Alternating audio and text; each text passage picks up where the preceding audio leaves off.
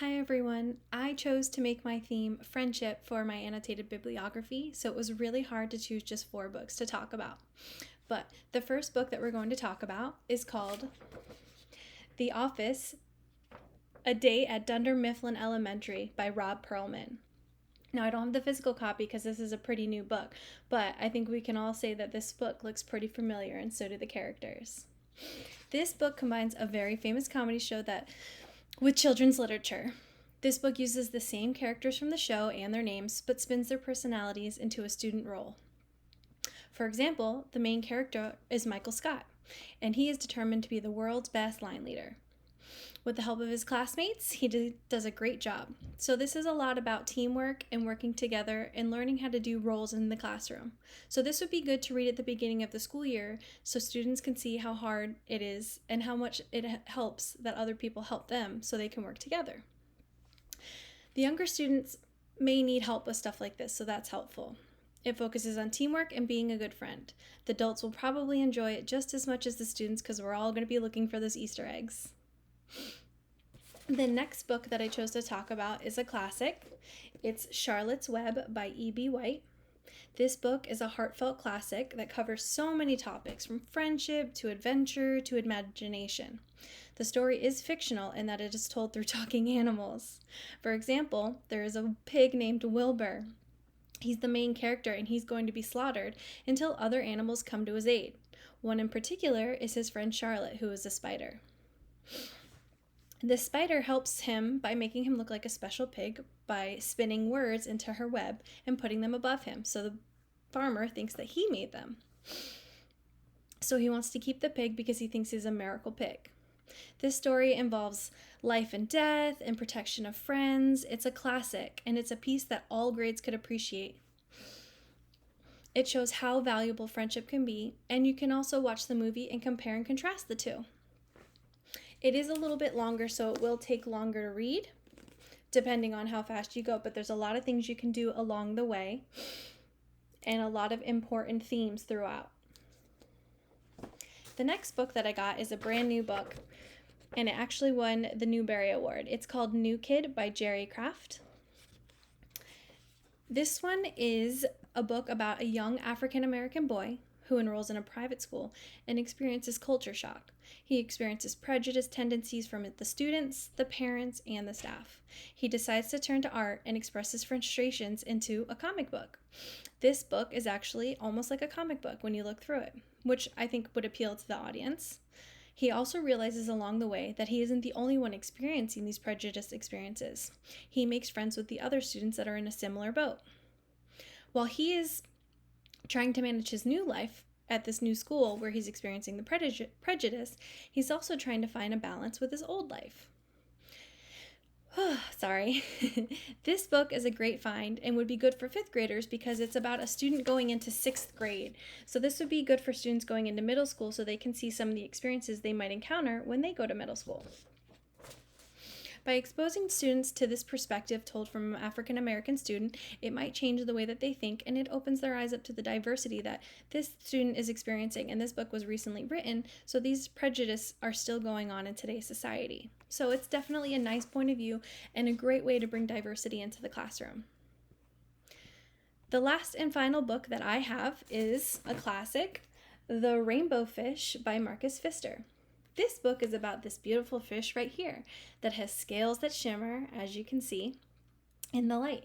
Other fish in this book are envious and want some of the scales, but Rainbow Fish refuses to share them. That makes him selfish in this book. He sees that he creates a lonely life for him by not sharing, so he decides, after some wise advice, that he's going to try and share his scales. He ends up seeing that sharing brings him a lot of joy and brings him a lot of friends as well. So it has a good message about friendship as well, and this would be good for the younger students to learn about sharing, what a good friend looks like to them, and we'll get more into that when we get to my activity sheet. This book also can bring a discussion on the nature of sharing, beauty, and happiness, and it can be used in a variety of ways, but we'll get there. So I'm going to read an excerpt from this book. Sorry, I couldn't say that word. We're going to read from when he decides to start sharing start sharing his shimmery scales. So it says, suddenly he felt the light touch of a fin. The blue fish was back. Rainbow fish, please don't be angry. I just want one little scale. The rainbow fish wavered. Only one very small shimmery scale, he thought. Well, maybe I wouldn't miss just one. Carefully, the rainbow fish pulled out the smallest scale and gave it to the little fish. Thank you very much, the little blue fish bubbled playfully as he tucked the shiny scale in among his blue ones. A peculiar feeling came over the rainbow fish.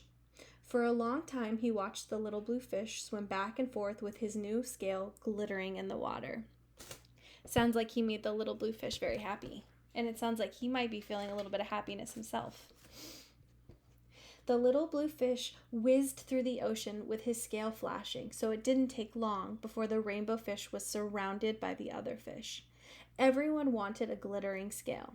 The rainbow fish shared his scales left and right, and the more he gave away, the more delighted he became.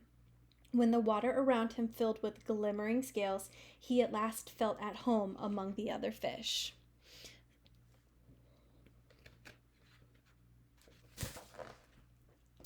Finally, the rainbow fish had only one shining scale left. His most prized possessions he had given away.